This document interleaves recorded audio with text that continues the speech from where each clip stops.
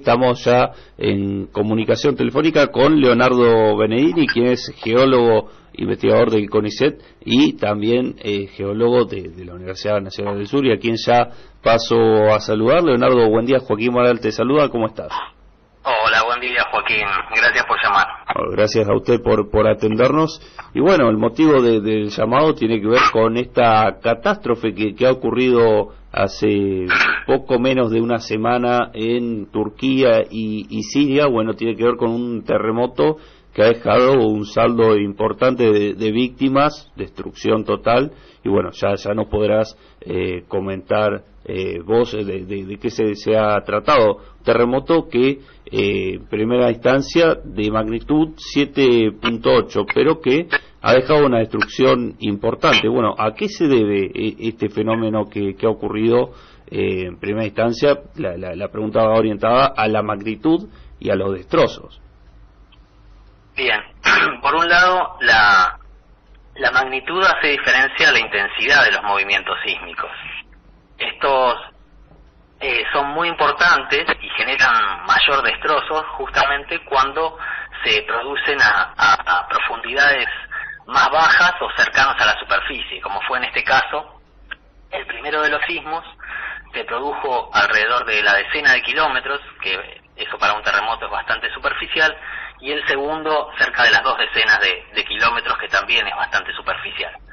Cuando los terremotos son subsuperficiales, en general toda la energía no se disipa y afectan directamente a las ciudades o comunidades que se ubican cerca de su zona, de su epicentro y su hipocentro. Bien. Y por otro lado, las condiciones también de destrucción están favorecidas por la precariedad de las construcciones y la falta de controles en cuanto al plano habitacional de esas regiones. Bien, Leonardo, sobre esto consultarte, ¿es una región donde comúnmente pasa, donde comúnmente hay actividad sísmica o no es habitual? Sí, la actividad sísmica es una zona con importante actividad sísmica. La placa tectónica de Anatolia, que es el sur de la placa tectónica euroasiática, es una zona de intensa actividad sísmica y generalmente los movimientos dominantes son movimientos de transcurrencia, es decir, donde las fallas geológicas se desplazan de manera paralela al plano que constituye las mismas. En este caso, la falla es bastante significativa, se denomina como falla del este de Anatolia y tuvo una importante actividad, se desplazó varios metros durante este sismo y bueno, para los resultados que están siendo conocidos popularmente. Sí, consultarte también respecto de lo que tiene que ver con tener conocimiento previo de si va a ocurrir una situación así. ¿Esto es posible? No es posible. ¿Cómo se da esa situación? ¿Es posible predecir cuándo puede ocurrir un sismo? Hay zonas tectónicamente activas donde se ubican las fallas geológicas que son muy propensas a recibir sismos, como por ejemplo el margen chileno lindante a la zona de trinchera.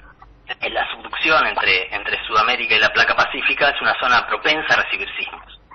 El arco, donde se ubica Chipre en el mar Mediterráneo, que es lindante a esta zona de la placa de Anatolia y a Turquía, es también una zona muy propensa a recibir sismos. Sin embargo, la ubicación precisa donde estos se van a desarrollar no está del todo clara. Hay una zona de influencia que es donde se ubican las fallas geológicas, que generalmente se encuentran bien cartografiadas. La mejor manera de prevenir estos desastres es con un control en cuanto a las construcciones que tengan las características para poder soportar de sismos de esta magnitud. Y existen planes de detección temprana de sismos, dado que los sismos están constituidos principalmente por 2 tipos de onda que tienen velocidades bastante diferentes. Las ondas primarias llegan inicialmente y son las menos destructivas, mientras que las secundarias son las ondas de corte, las más destructivas, que tienen una diferencia en cuanto a la velocidad de arriba. Esta diferencia de velocidad permite establecer alarmas de detección temprana, pero que dan algunos segundos de alarma, simplemente. Sí. Bueno, mencionabas ahí la cuestión de la prevención.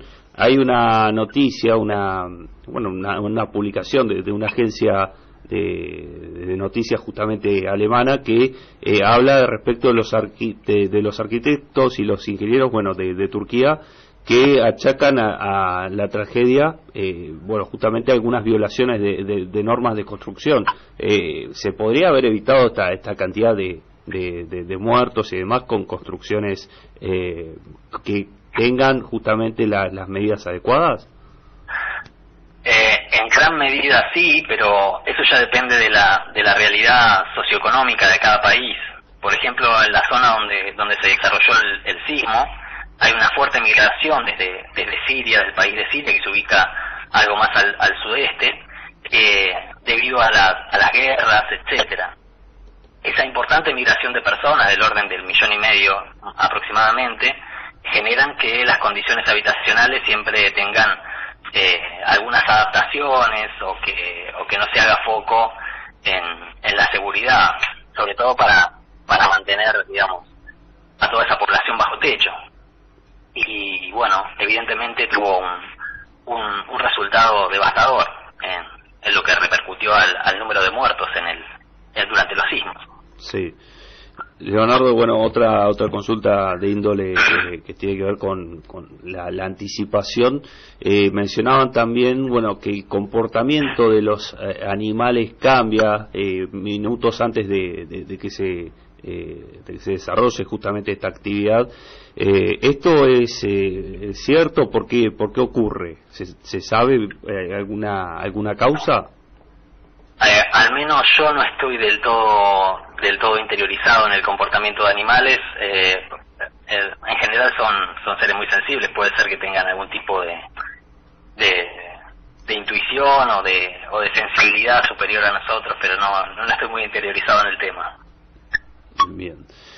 Consultarte ya para ir cerrando la nota, respecto a nuestro país, ¿tiene actividad sísmica lo que tiene que ver en general nuestro país? Y ¿cómo está la situación más cercano a lo que es Bahía Blanca? ¿Tenemos riesgo, si se quiere, de tener algo de actividad?